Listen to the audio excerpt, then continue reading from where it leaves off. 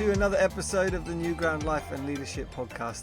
Today I'm joined by someone I would describe as the legendary Paul Johnson, who has been known to many of us in New Frontiers over the years, given his great areas of expertise and influence in different aspects of ministry and church life. But right back to FYP, the early gap year of New Frontiers churches, in recent years and decades being part of, well, not recent, but for a long time has been involved in the staff team at King's Arms Church in Bedford and served in a number of different capacities. He's married to Emma, has 4 children, is currently the culture and leadership specialist for King's Arms Bedford and is a private counsellor. So Paul, welcome to the podcast. Thank you so much. My first ever podcast. I barely recognise the person you just described, but it's a pleasure to be here, so thanks for having me. Well, hopefully I didn't make up too much. You know, it's always nice to have a bit of hyperbole and excitement. I feel the ego boost already, so this has done me the world of good, even 1 minute in. So great. Well, Paul, just over a year ago, you spent some time with us in New Ground, our leadership weekend, and you shared there some insights into team dynamics, emotional mental health, and just some of the stresses, unique and particular stresses, we might say, on people in ministry. And personally, I found it incredibly validating and helpful, and I know a number of people in the room did. One of the things I'm looking forward to is coming on to just get some of your reflections and overview of that, particularly for those who weren't in the room to benefit from that. Yeah. But I'm really just wanting to have a conversation today about emotionally stable ministry, what that looks like, and how we can be people in leadership across churches that don't burn out and don't get too discouraged and don't shipwreck ourselves because of the different pressures and stresses that we face. Before we get to all of that, though, why don't you just give us some sort of context, who you are, what you do, why you do it, all of that. Yeah, happy to. As you said, I'm married to a wonderful Emma. So we've been married 28 years now, and she runs winter night shelters in Milton Keynes. So that's what she's busy doing today. Sort of run from November to March. But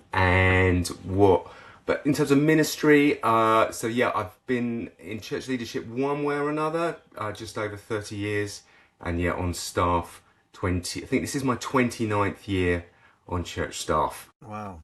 Like I was saying earlier, I think I was about 7 when I started, so that makes me still a very young man. And I qualified as a counsellor at the end of the pandemic, so 2021. So I've been in private practice about 4 years or so now. So the bulk of my experience is actually in the church context, but obviously trained as a therapist and decided to do some secular training.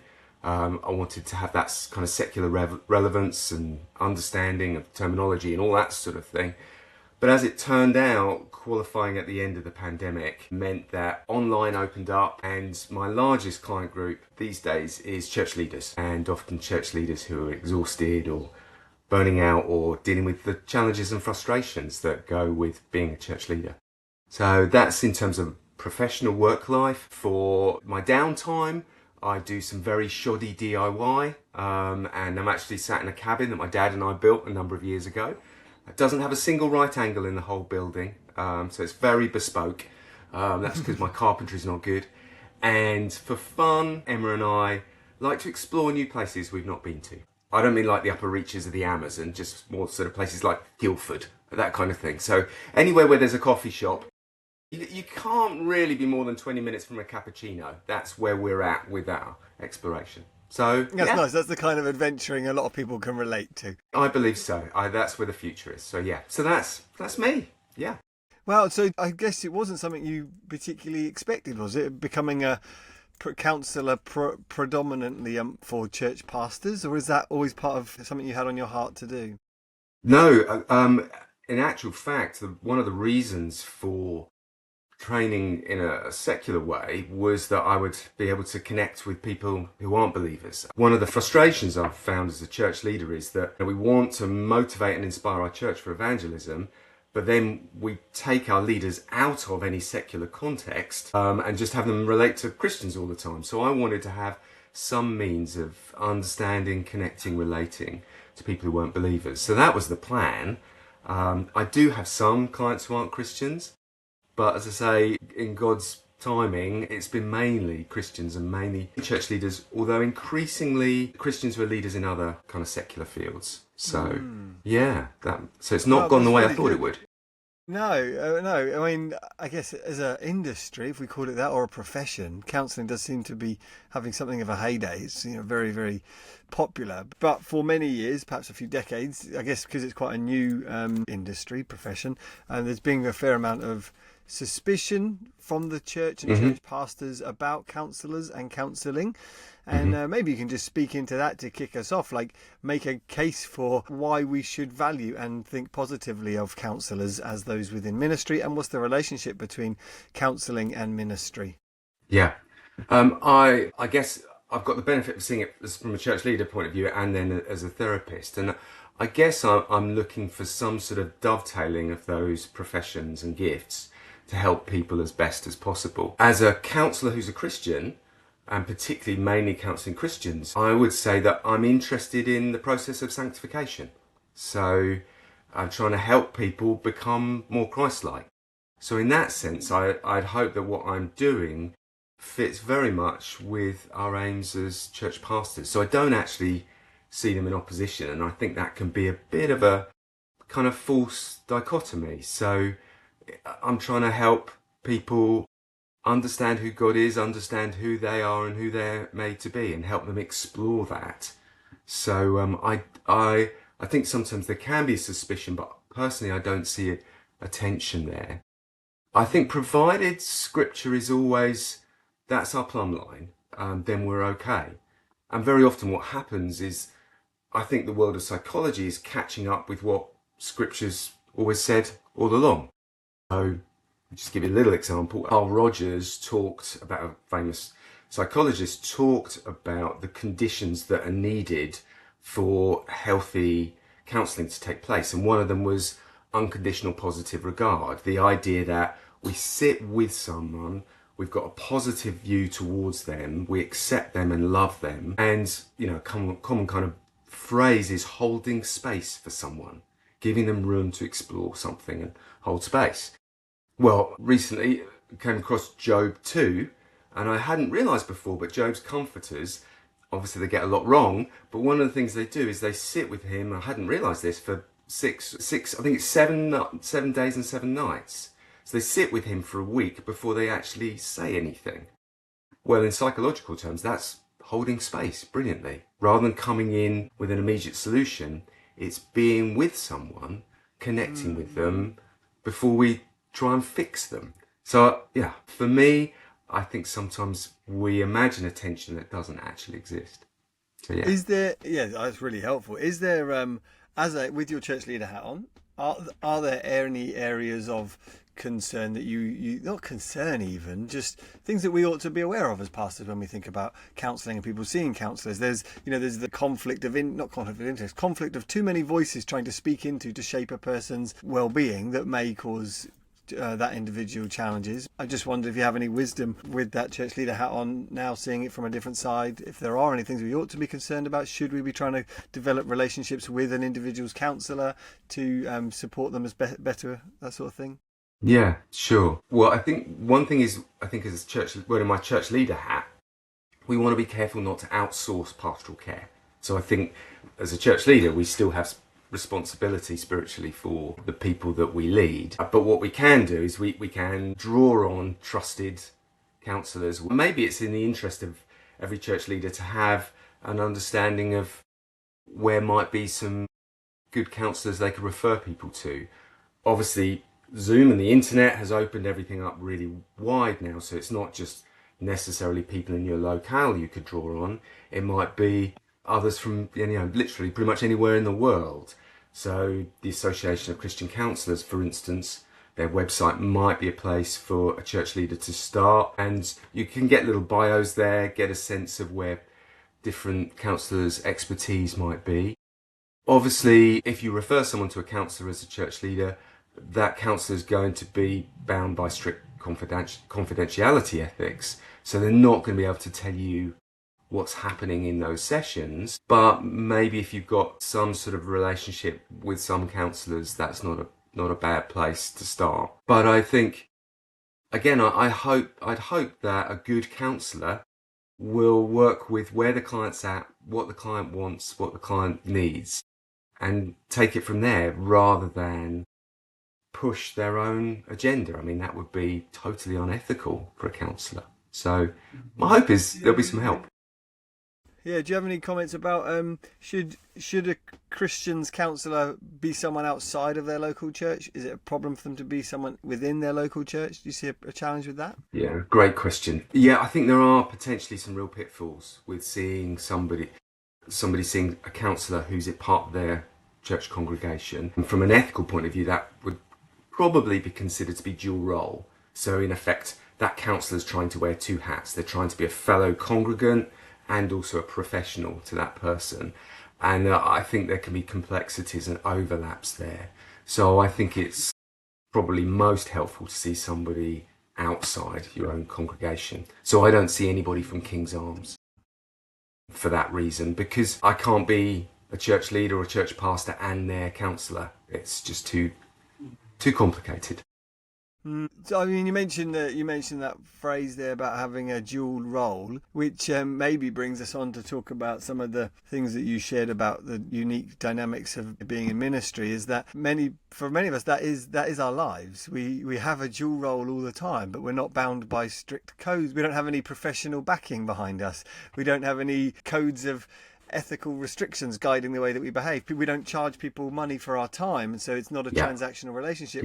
We're both at the same time trying to present and genuinely be an individual's friend and loving life coach, champion, supporter, but at the same time we're really only relating to them in that way because they're part of our church. So there is still some level of professional divide, but we don't really talk about it. We're kind of blending. We've got this blend of, well, the Christian household is the way we think about it, isn't it? That we're a pastor, spiritual father, trying to play lots of hats, and also just a brother and a sister, fellow congregation member. And that's where, as a pastor, my brain starts to go, I can't. This is why it feels so confusing at times. Absolutely. Walk us into that quagmire. Man, totally. I mean, yes to all of that. So I think one of the biggest factors, or contributory factors towards pastors' fatigue and possible burnout, is role complexity, because you're just wearing all of these different hats. You know, you're their leader, but you're also their brother or sister in Christ. You're possibly, in some senses, some situations, you're family members. You've got extended family members in the church, or you're an employer and they're an employee, or they work part-time, or you oversee them as volunteer. I mean, it's just a messy, kind of tangled mesh. And I think holding those different relationships in tension is exhausting for many church leaders. And I think that is a huge contributory factor towards fatigue. And I don't know how you find it, but my experience with church leadership is you're kind of always on duty. When I had therapy, my therapist was a nurse, and as well as a therapist, and she said the difference between her being a nurse and me being a church pastor is that at the end of her shift as a nurse, she handed over to the next nurse. Well, as a church pastor, you don't ever really get to do that. And you know, even when you're on your day off, if you're in the supermarket and bump into somebody, I mean, I've had this several times. Somebody bumps into you in the supermarket, and I remember one person saying, I'm so glad I've got you. And they kind of blocked my path with their trolley. And then there's pouring out all this stuff about how we didn't have enough people for kids' work or whatever it was. And you're expected to be that warm, loving, accepting church pastor and be available for them, even whilst you're just trying to stock up on pot noodles for your teenagers or whatever. You're meant to be available. And I ended up writing a couple of articles for the ACC's magazine, and I called it The View from the Goldfish Bowl, because that's how it's felt to me as a church leader. Very often I'm in this goldfish bowl and everybody's looking in, everybody's got an opinion, everybody's got a view on my last preach, everybody's drawn a conclusion from when they bumped into me in the doctor's waiting room when I was sick or whatever, or watched me at a party. Like, did he have one glass of wine or two? You know, somebody's watching. And that's a huge pressure to live under for many church leaders. sort of thing, isn't it? That you can put up with it for a few years, but if you're not careful and if you haven't got good things in place, after 10 years, after 20 years, you just end up having a bit of a you can end up having a bit of a split, not personality, but a split relationship with yourself. Like, who actually am I? Like, I'm always wearing, and I wouldn't call it a mask either. It's not a mask. I'm always playing a role, perhaps you might say. And so where does the role end and where does what I actually want begin? And they are interlinked, Right. because I am a Christian and I do love Jesus, but you do find yourself at times kind of questioning, because on the other hand, like, I hear that complexity about the supermarket. On the other hand, there would be something quite amiss if a pastor just really didn't want to see any of his congregation at all on a day off because he didn't like them. You think, well, you're actually not a brother to that individual or a sister if you don't actually want to spend any time with them. And can I spend time with people outside of the church? But as soon as they mention church, does that now tip over into professional time? So I think, well, I'll claim that back tomorrow. I'll have an extra 15 minutes in bed. Yeah, it's observations rather than questions. What are your thoughts on Sure. some of that? Yeah. I mean, I've had similar thoughts. I guess the conclusion I reached was that what I want to try and do is have a sustainable, healthy lifestyle. And so even that, you can't monitor every minute or every hour that you spend as a church leader. I don't know that you can manage. Obviously, we want to have annual leave and certain days and all the rest of it.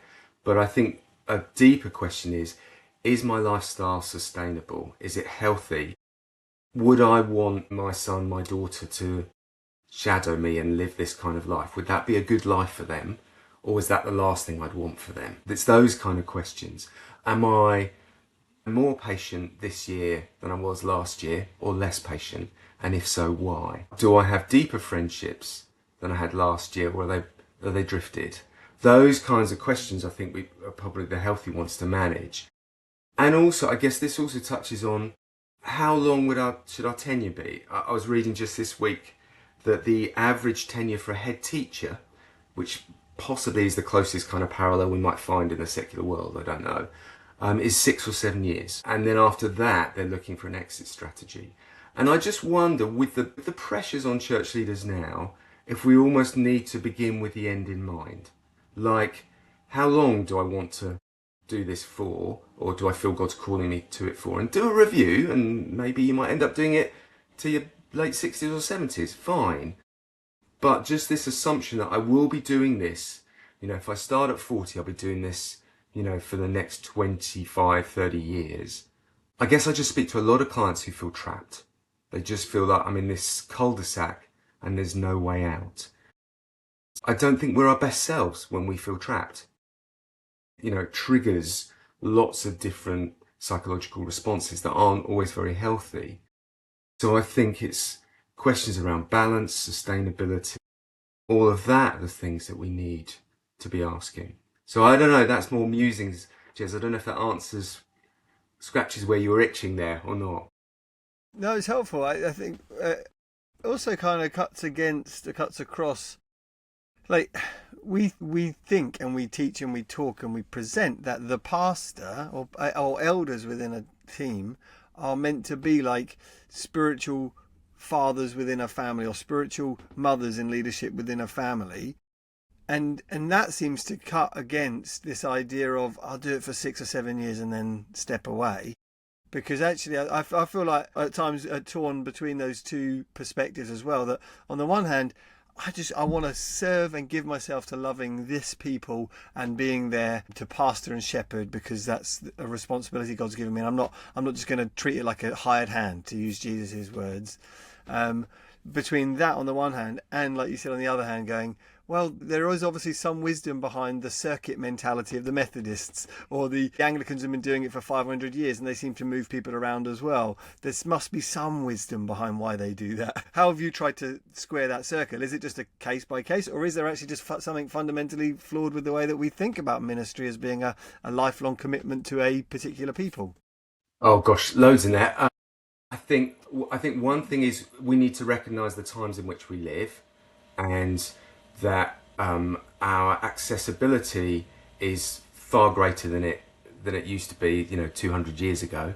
So the number of people that have my mobile number and will text me at any point. So the ability to retreat and withdraw is more complicated. So, and I think the I think society is different as well. So I think we need to have an understanding of that. So we'd be naive if we didn't realize that culture bleeds into the church, and there are, within most churches, there's a certain percentage of people who are looking for good customer service from their church leaders, and that creates a pressure and expectation.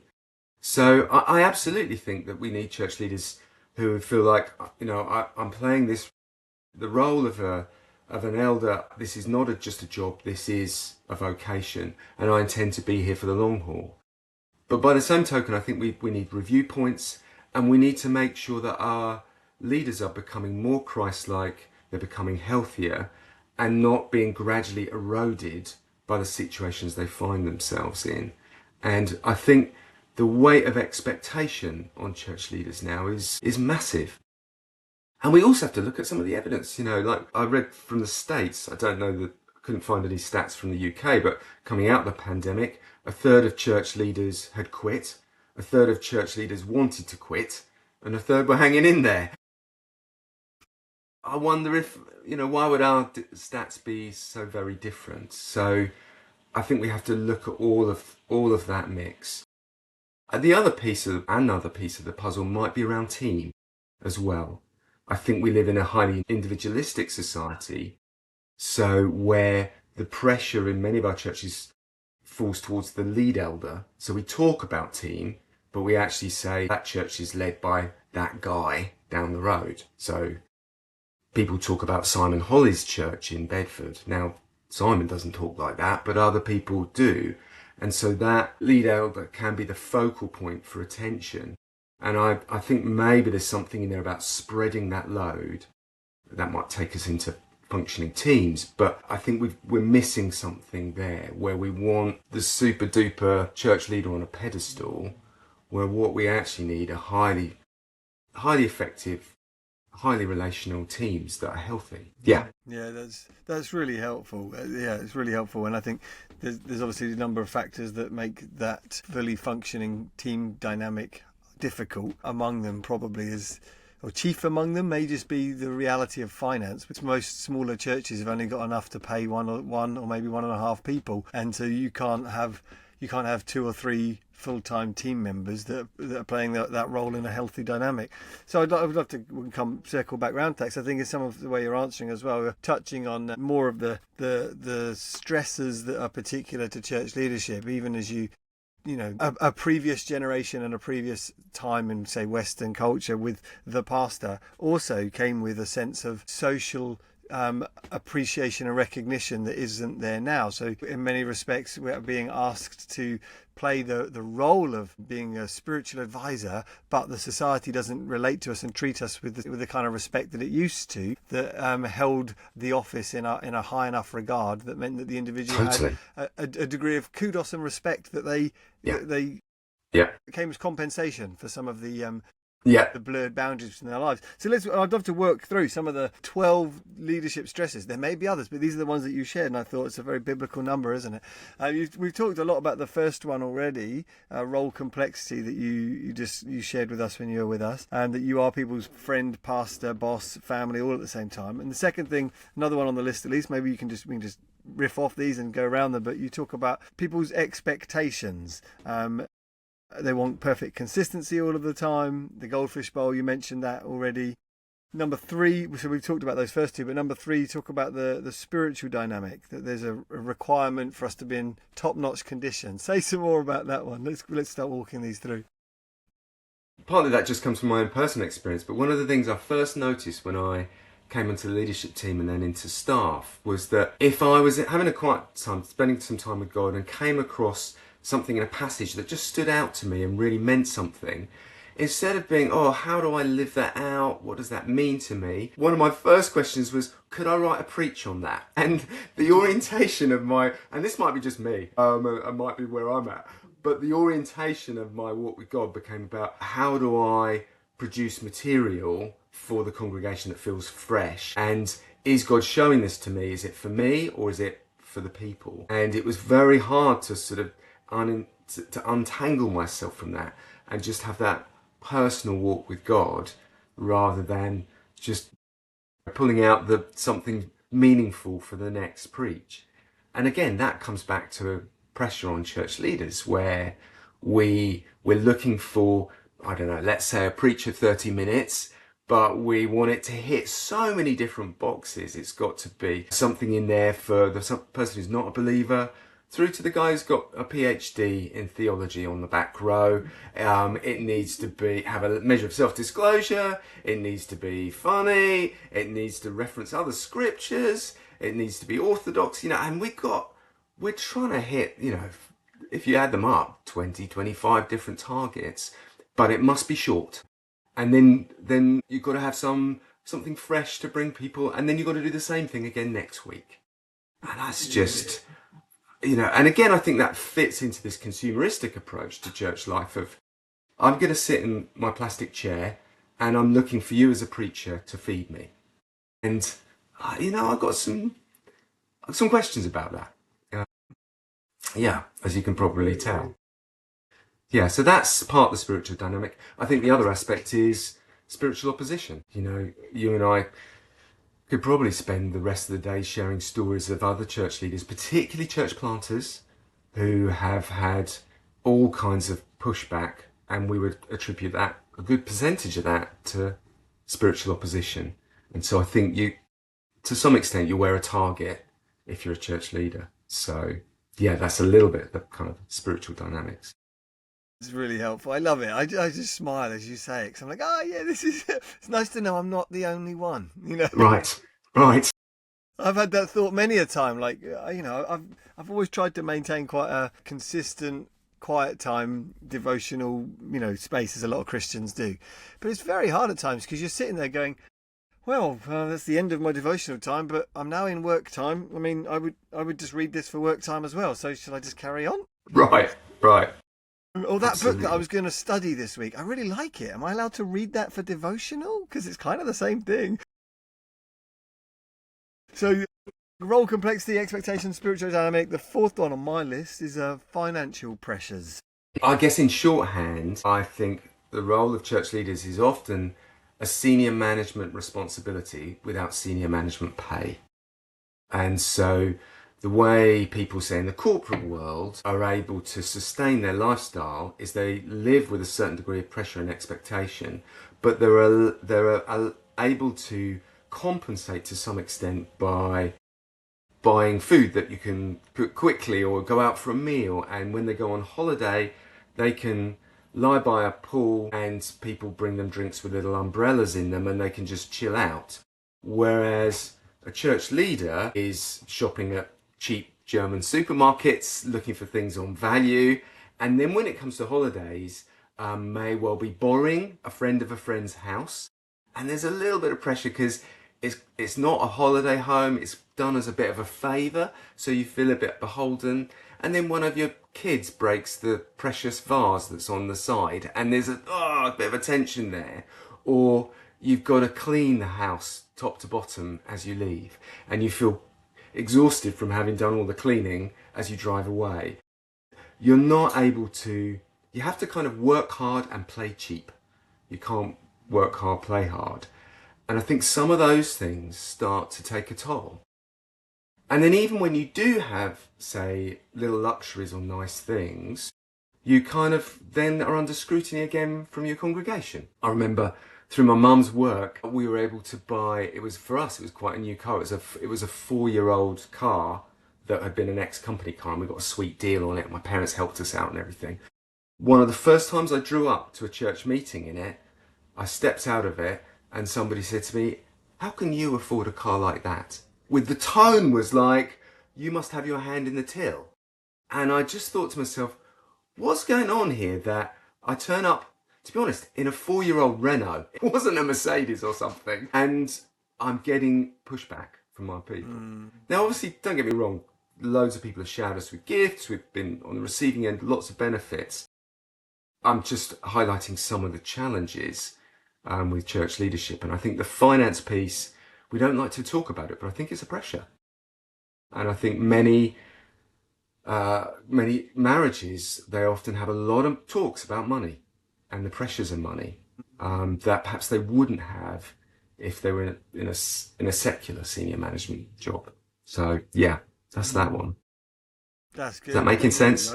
That's really good. It's really helpful. That's fourth, financial pressure. Fifth, career cul-de-sac. You used this phrase earlier as well when you talk to other pastors. What's in your mind when you talk about that stressor? Yeah, I think as it says on the tin, really, it's this sense that once you become a church pastor, that's it. You know, they'll carry you out in a box.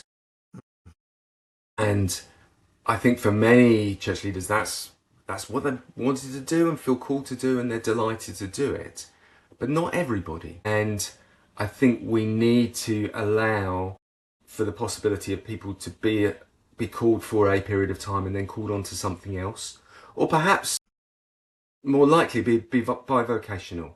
And I think that's worth exploring a bit more. So one of the things I'm really grateful to Simon and the rest of the King's Arms Church leadership is enabling me to train as a therapist. I think it's added to my role as a church leader, actually, but also has made me feel like I've got an outlet and I don't just exist in the church bubble. And I think perhaps more and more, not necessarily counselling, but other things we should look at by bivocational pastors. Fairly biblical in terms of tent making. But I think also it helps from an evangelistic point of view. You know, these days, if I meet somebody for the first time who's not a believer and they ask, what do you do for a living? I always lead with, I'm a counsellor. Because there's times when I led with, I'm a church leader, in their mind, I could see them taking a step back. They'd ask themselves, have I just sworn in the past 10 minutes, what does he think of me? Either that, or you could tell they were trying to figure out, who was I? Am I a televangelist who's out to, rob widows of lots of money? Or am I the vicar of Dibley, sort of a nice, well-meaning, but a little bit incompetent? And it was the kiss of death for the conversation. So I wonder if we might be more rounded as church leaders if we had other vocations or other outlets as well. So that's what that one's about. No, it's good. Yeah, when we moved to the town here to be part of planting the church, you're trying to build relationships with people outside the church, and you go through that merry-go-round, that dance when you're getting to know someone, and you always hope that question doesn't come up too early on. You want them to just let's find. That's partly, I guess, how my wife says it's a deflection technique, but I spend a lot of my time just asking other people questions because don't ask me.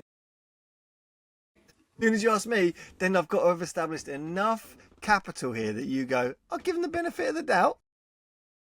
I totally identify with that. Yeah. Yeah, I think it felt like we're flirting with people for a long time, trying to make a friend who's open enough to consider being friends with this pastor and his wife. Which, maybe that's another thing we'll talk about, the pressure on the partners, the husbands and wives of people in full-time ministry as well, the implications for that in the family. Yes. There is the it's not a caricature really, but the kind of image of the vicar and his wife, that she gets none of the kudos, none of the pay, but is expected by the church to do everything. I have strong feelings about that of my own, but we won't go into that. Yeah, absolutely. There's that social expectation that it's a kind of 2-for-1 deal, which again, I have serious questions about. So that's why it's helped Emma to have a completely different career, completely different job now. So is that night shelter's not with the church at all? Because I know the church did run a night shelter at one So time. King's Arms ran for many years. It's now become its own separate charity, but King's Arms did have a strong social action work, and that's actually how I met Emma. We both volunteered for a year on that. So I tell people that I met my wife in rehab. It's because we were both working this drug rehab, volunteering there. So it used to have that, but now she works for a secular charity. It's got some Christian trustees, but it's a secular charity in Milton Keynes. So yeah. Great. So career cul-de-sac, and then next one, number 6, church is your workplace. What's behind that one? Unpack that. Yeah, I think we've probably sort of touched on that to some extent already, but it's the enmeshment of one thing links on to another, and it can feel like your world is actually fairly small and always contains these people, and getting outside of that network, side of that group, can be really quite difficult. And again, that's where the Goldfish Bowl, I think, that plays into that. It creates some boundaries that can make us feel quite constricted. Well, I think and as you shared as well when you're with us on this one, there is that reality, isn't there? For people at the end of whatever difficult week, they go somewhere to be part of a spiritually enriching community that adds benefit to their lives. Well, for the pastor, their job is to create that environment rather than be a recipient of that environment. And that means that where does the pastor go for their spiritual nourishment? They have to sit under their own sermons, which don't often bless the pastor less than the congregation a lot of the time. Yeah, and so well, how are pastors supposed to find that kind of spiritual refreshment? Is it just in their own devotional lives? I don't think it should or can be just that. I think some of this might relate to the bivocational or having other interests outside of church. Again, I wonder if some of it comes back to team. So I wonder if, just practically speaking, we need to find fellowship within a healthy, functioning team. So there's this sense of being brothers and sisters in arms here, that we're in this thing together. And I wonder if that's where we ought to try and put a lot of our energies in, is not just thinking individualistically, how does this pastor remain healthy, but how do we as a leadership team remain healthy? So things like, what's the level of openness and psychological safety within the team? There's a whole lot of research around that. How well do we resolve conflict would be another one. Maybe we'll come on to this, but the more tension there is, the less there'll be scope for openness and health and replenishment. So I wonder if team needs to become the church leader's small group in a way, if you know what I mean. So yeah. That's great, thank you. Seventh, split weekends or split shifts. Splitting up someone's time off compounds fatigue, you said. What do you mean by that?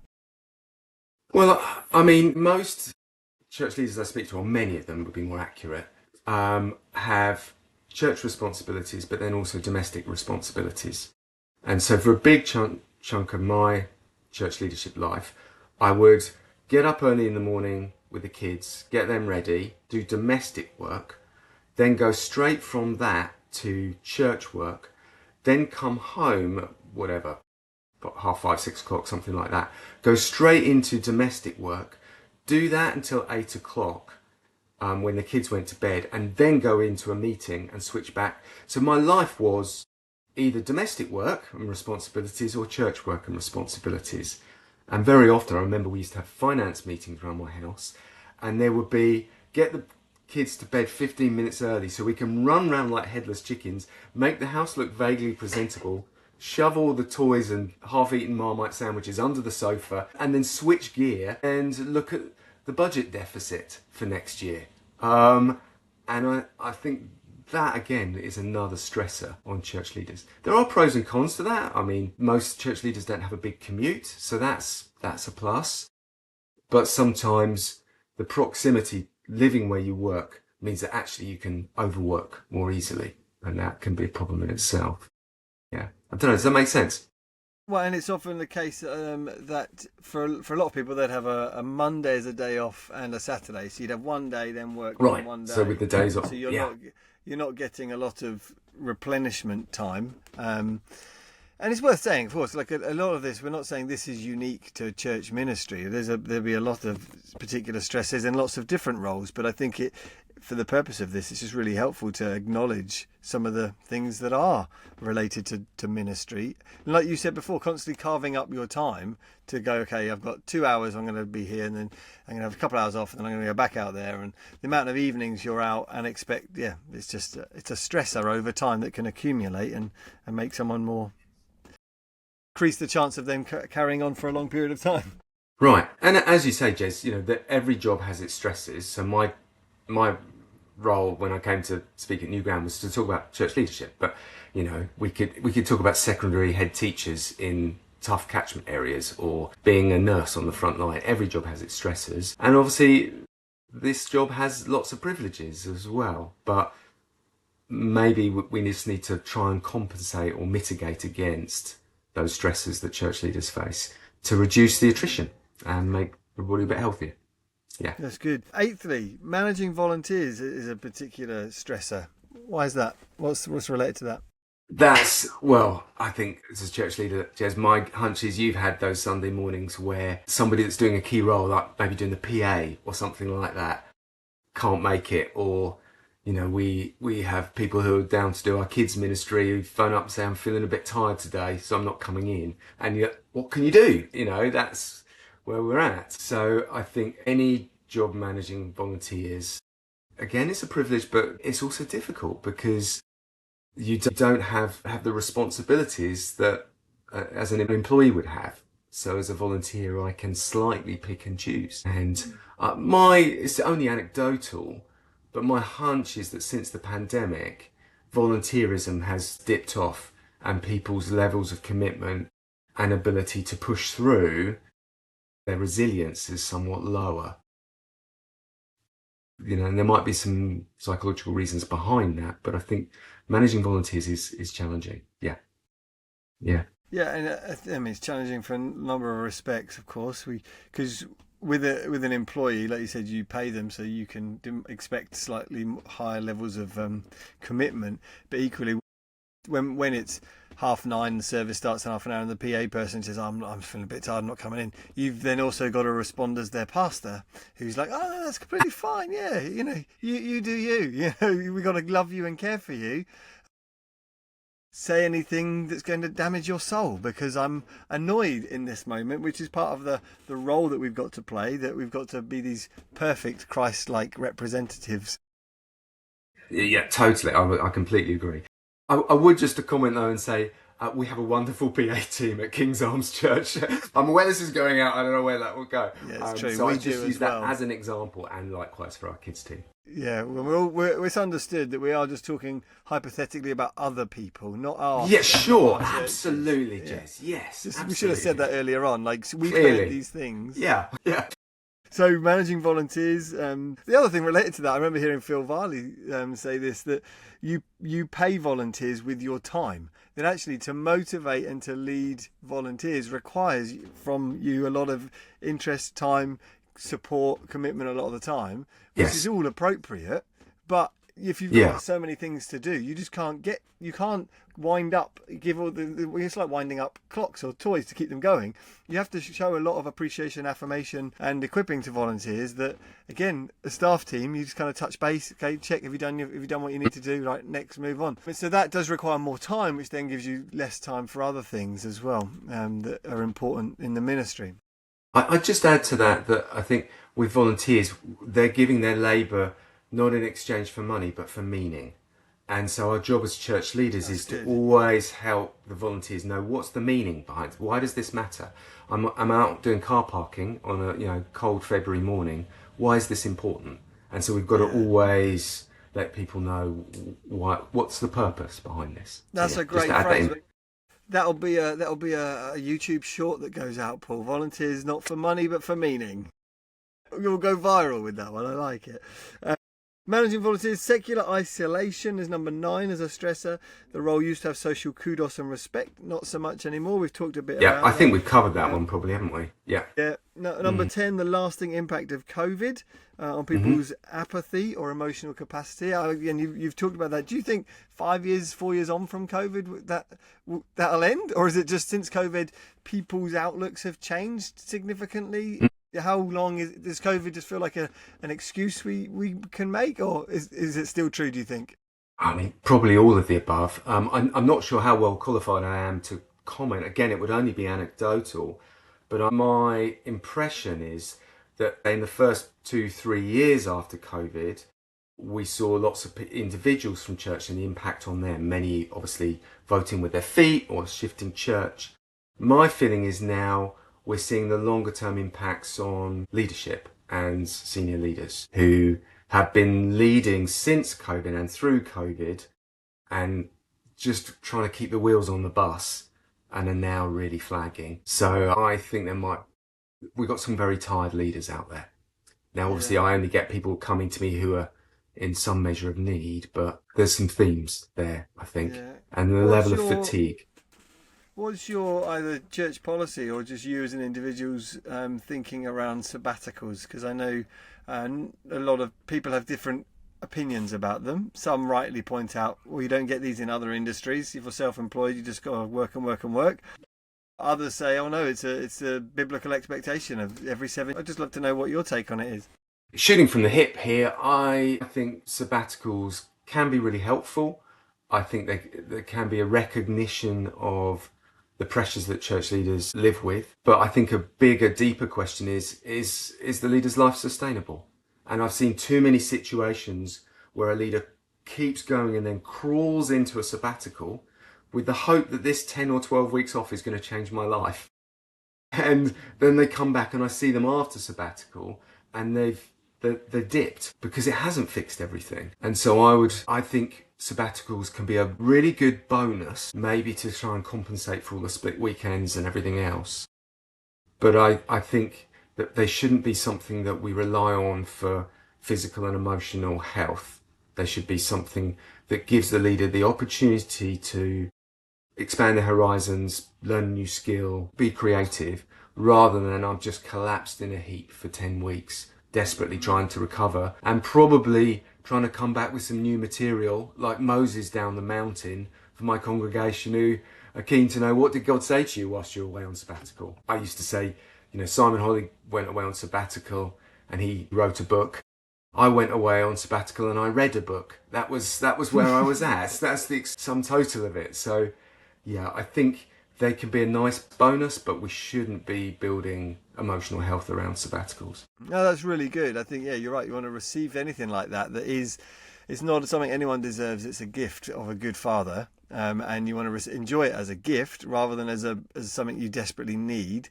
And so we'll come on in a few moments just to talk some more about then your kind of top tips for emotional sustainability for people in ministry. But the last two on our list here to finish our list of 12 stresses is number 11, unresolved conflict. We work around one another, and the reason that you said that the reason we're close to our spouse is because we work through conflict, whereas you don't often get that in ministry. You're often dealing with a lot of unresolved conflict. So just briefly on that one. This is a huge one, probably warrants a whole thing on its own, but I think unity is found through the resolution of conflict, not the avoidance of it. So that's why I'm closest to my wife, is we have had many arguments over the years, but we've resolved those arguments and then that builds bonds and trust. And we need the same for our leadership teams. We need to be able to work through conflict rather than work around one another. And you've been around long enough, Jez, I'd imagine, to know that leadership teams have conflict, and I think this perhaps plays into the role of the apostolic to help teams properly bottom out that conflict so that they can get closer. And I take seriously Psalm 133, that if we dwell in unity, there the Lord will command a blessing. And so let's work hard on unity and the synergy of unity rather than being just polite British Christians. And I think that's a huge piece for church leadership. We believe in the plurality of leadership, so let's kind of work towards it. It's really good. And using the marriage as an example is a really good one. But I guess the challenge is in non-marital relationships. You're often trying to resolve things in brief windows of time, whereas in the home, you can let something rumble on and talk about it for 10 minutes at a time for a week across the course of a week. And that's how you generally resolve it. So like you said, it's probably too big a subject to start going, hey, what are your top tips for resolving conflict? But maybe we'll circle back. But number 12, in church leadership, you'll never be finished, unlike many other jobs. I mean, you used the example of the nurse you spoke to when you were having counselling. Yeah, if you're a teacher, term ends. If you're a police officer, your shift ends. If you're in sales, you hit your targets or don't hit your targets. You have endpoints. It's not quite the same with church leadership. I'm sure there are other jobs that have got that dynamic as well. But I think there's that feeling of you'll never ever be finished. And so maybe we have to way markers for ourselves and points of rest and celebration. A little bit Old Testament style, and moments of rest and a rhythm to life because otherwise I see many church leaders, they're on to the next thing, and there's always the new and the next. And, we can't be hamsters in a wheel. That's not how we're made to live. And so I think that can have a long-term attritional impact on people. So, yeah. That's really helpful. I think you're right. Making decisions and setting goals that we then acknowledge when we've reached it, we've done it. Everyone in their business, or whether you've got it in the calendar year as a teacher in your business, you say we are going for this target, and once we've reached it, we've done it. Whereas it feels, for us, like, well, our goal is to make disciples of all nations. Like, that's never going to end. Yes. Or you think my goal was to preach that series on that book, and we did it. But next week I'm into another book. Okay. Yeah. So here we go. Yes. So, it's really helpful. So those are 12 stressors to do with the particular church ministry, and you've alluded to several things already about, your suggestions on how to cultivate emotionally sustainable and stable ministry. But I'd love to talk a bit more about that then. What some of your top points of contact there? Yeah, so I think probably the one I'd start with would be decompression sessions. So the backstory to this is I was going out for a prayer walk. If I'm honest, it was more of a prayer moan, and I was moaning at God about, I'd seen yet another leader blow up and all that led to, and I was moaning at God, and this phrase just popped into my head: decompression sessions. I had no idea what it meant. That kind of thing doesn't happen to me normally. Went home and Googled it, and it turns out it's a thing. And the idea with this is, as the name suggests, that rather than try and deal with something when it's all gone pear-shaped, you're trying to create moments where you can relieve emotional pressure and tension in a therapeutic sense. So it's basically prevention is better than cure. So roughly 40% of the people I see now, I see them once a month, where it's a decompression session where they can just come in a confidential setting with all the usual safeguarding, caveats. In a confidential setting, they can come and talk about anything they want to, and it won't go anywhere. And they can process it with me, and we can work it through, and we can look at it from different angles. And if they need to, they can have a rant about it, and I can pray for them and all that sort of thing. And the idea with that is, let's just try and make these demanding roles a little bit healthier, so that you're creating just a tiny bit of margin, emotional margin, to work with. It also does mean that if they hit a massive crisis, I don't know, marriage is in trouble or kid gets sick or something, they've already got an established relationship with a therapist where we might increase the times that we meet a little bit for a period of time just to help them through that season of life. And, I make no bones about it. I wish every church leader had that. I think it should be part of a staff care package, along with a pension and whatever else, and holiday leave. I think once a month, sit down with somebody and talk it through. And I just wonder how many leadership tragedies we have avoided if only they had some outlet. And one of the biggest problems is that leaders face is the containment of emotions. So if you imagine it like a bucket, that bucket gets fuller and fuller. They have no way of draining the bucket of unprocessed emotions. And then sooner or later, they get exhausted carrying it, or something happens to jostle the bucket and it tips over. And tips over generally the people around them, those that they love the most or are closest to. And I just think it makes sense. And no credit to me for coming up with it. I think it was, I think I'm just trying to follow God around on this. But I wish that were in place as standard operating procedure. And not just for church leaders, but for others as well. Like, I now see head teachers, and I see a GP and a couple of people in industry, because they need that. Some of our frontline NHS staff need that. And maybe with decompression sessions, it's an opportunity for us to lead the world around spiritual and emotional health rather than always play catch up. So I'm going to step off of my soapbox now and let you ask the next question. Hope that makes sense. So your suggestion is that staff teams consider, for every pastoral staff member, or certainly for church leaders, a once a month counselling session, just to kind of clarify. Yeah. I think I think there are lots of benefits to seeing someone who's trained in counselling, because, we're not trying to fix the person, we're not necessarily trying to come up with a solution. There's a lot of training around holding that space. So I think if you can see a counsellor, great. If the church budget doesn't allow for that, find somebody who's got some good pastoral skills from another church context and see them. In olden days, before counsellors, we used to have people called friends.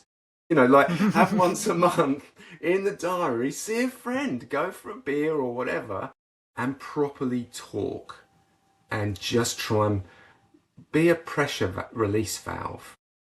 Have a pressure release valve. I think is really important. Really good. I think it's really good. I mean, and I think a number of people in ministry will listen to that, and I can see the wisdom in that. It's interesting, isn't it, that we are, as New Frontiers churches, we're a very small new movement. Part of, I guess, the questions that every movement in a stage like ours goes through is, what do we need to put in place to continue what God's given us and to, move forward? And you can see some of the larger denominations out there that have a lot more of this infrastructure around them. I was only talking yesterday to someone about what the Anglicans call a spiritual director, which I think is different from what you're talking about, but their job is to regularly touch base with someone in ministry and say, what's God saying to you at the moment? Let's keep a record of that. And I think part of our challenge is we're working largely with a model where we don't have a collective pot of finance where we've released individuals to play these roles for us. We're often receiving apostolic input, oversight from people who are already pastoring full-time at a church down the road anyway. And so we're inviting them, and often the conversation is really helpful, but it is much more centered on health of the church. Where's the church going? What's God saying to you as a church? Which is all very important. I suppose what I'm saying is I can see the need for multiple relationships of support and structure within an individual's life, be it a spiritual director, counsellor, apostolic, visionary, kind of lead, all those things that I think is really beneficial. Yeah. Sounds like I'm preaching to the converted. Absolutely agree. Well, I'll be signing up to your service. Is this part of a good little sales pitch? Yes, yeah, absolutely. I think just on the apostolic, one point there might be that what we perhaps need are apostolic teams inputting leadership teams. I think what I've often seen is a single apostolic guy going in to input a team, which is great, but you get all of their strengths, but also all of their weaknesses. And obviously Paul was always working in team. He was the headline on the ticket, but he always travelled in team.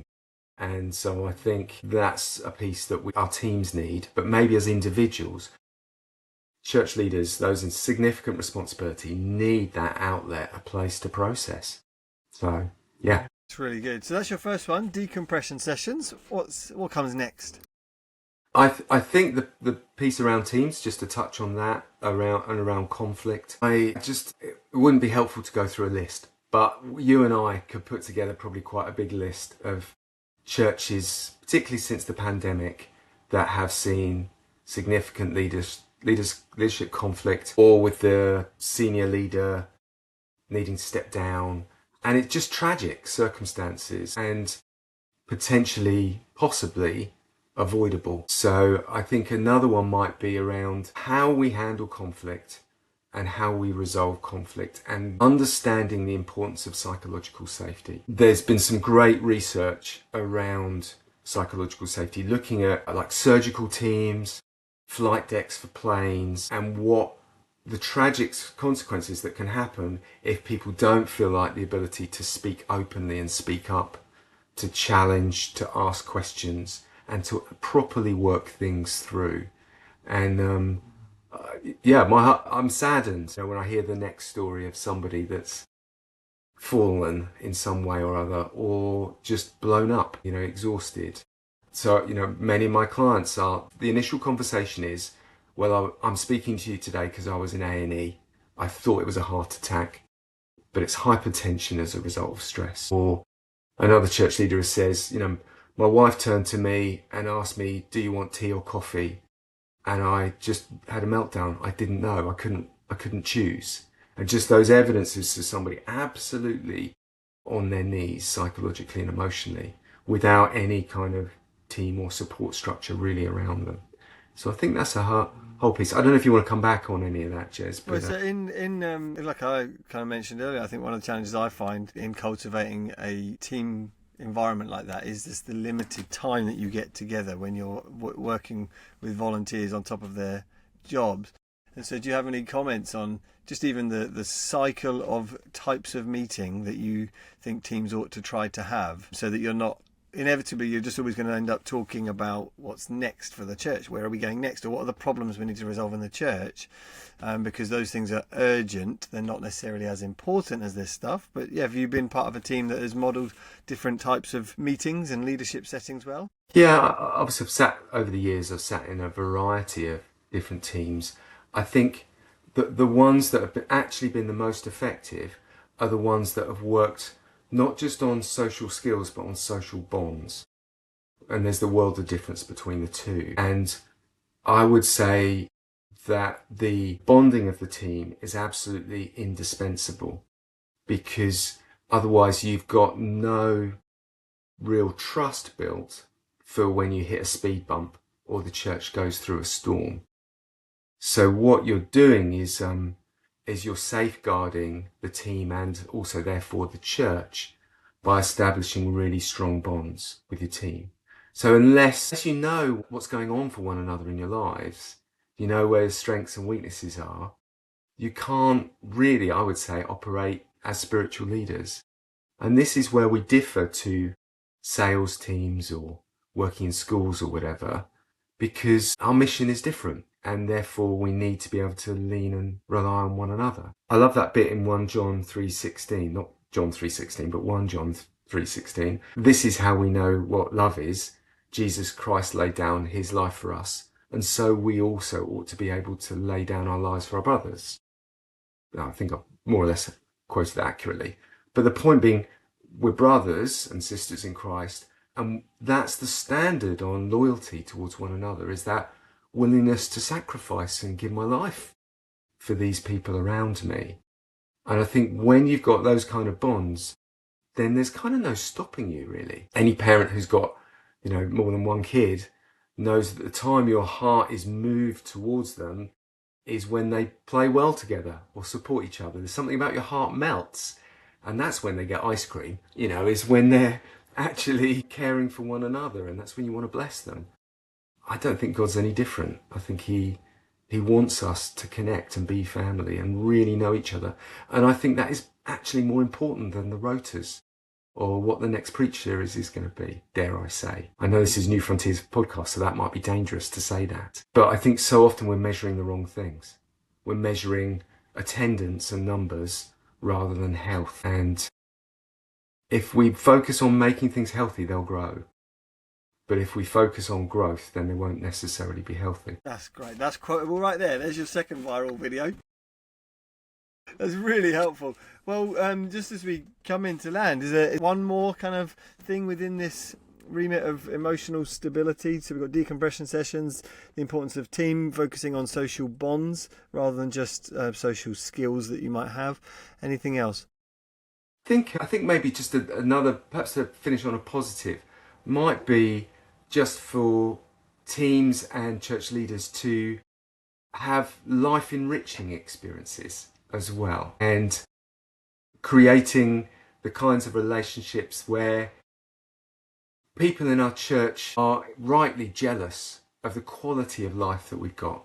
I don't mean necessarily affluence, but just the quality of life that we've got. And so maybe that whole thing of teams playing together as well as working together, and of church leaders having interests that have nothing to do with church life, so that we have something else to talk about other than how church is doing. And so we have other interests and a breadth to ourselves that I think, again, for it to be healthy. And so I think we have to have some way of measuring joy. Where's the place of joy in our lives? And often we talk in mental health terms about what's poor mental health.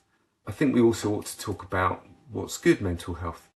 So it's, things like having a sense of calm about us, of ease, of not being driven, connected to others. Curiosity. Curiosity is a brilliant measure for mental health. And one of the things I aim to be as a counsellor is not a clever counsellor, because I'm a very simple soul, but I always want to be a curious counsellor. And so where are our interests? What are we curious about outside of church? So that we've got a roundedness to us, that we are enjoying our, one and only life and making the most of it. I think that would be a great thing for teams and individuals to consider. It's brilliant. There's some really lovely, important themes and things in there. Paul, can you pray for us and pray for people who are listening as we close this? Because there's been so much in here that's so helpful. Yeah, bless you. Thanks. Yeah, Father, I just want to thank you for Jez and for everybody that's sort of listening in on this, Lord God. I pray right now, would they just be able to take a moment and just hit the pause button. So just breathe in deeply and kind of tune in to you, Lord Jesus. I pray for every person listening, Lord God, that they might have a relationship with you, and crucially a relationship with others. That means that they don't feel isolated, they don't feel abandoned, they don't feel alone, but that they have life-affirming friendships and relationships and connection to you, Father. And I pray for every church leader here that, Lord God, that they might have a rhythm and a balance to life that means that it's healthy and joy-filled and sustainable. Father, I pray, deliver us from exhaustion, physical and emotional, Lord God. I pray for every person here that's hitting a 1 Kings 19 Elijah moment.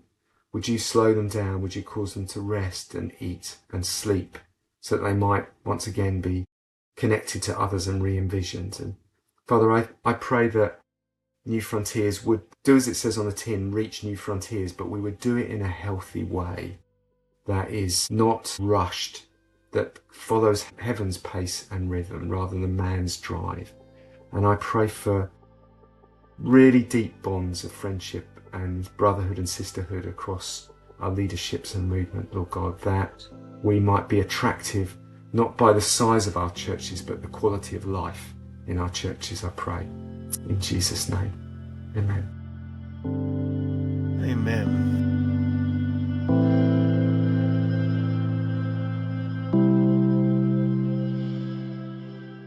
I'd love to just spend a couple of minutes reflecting on my conversation with Paul. But before I share my own reflection, let me just give you a recap of the 12 common leadership stresses for those in ministry that he gave us. Number 1, role complexity. You're their friend, pastor, boss, and family. Number 2, expectations. People expect perfect consistency all the time.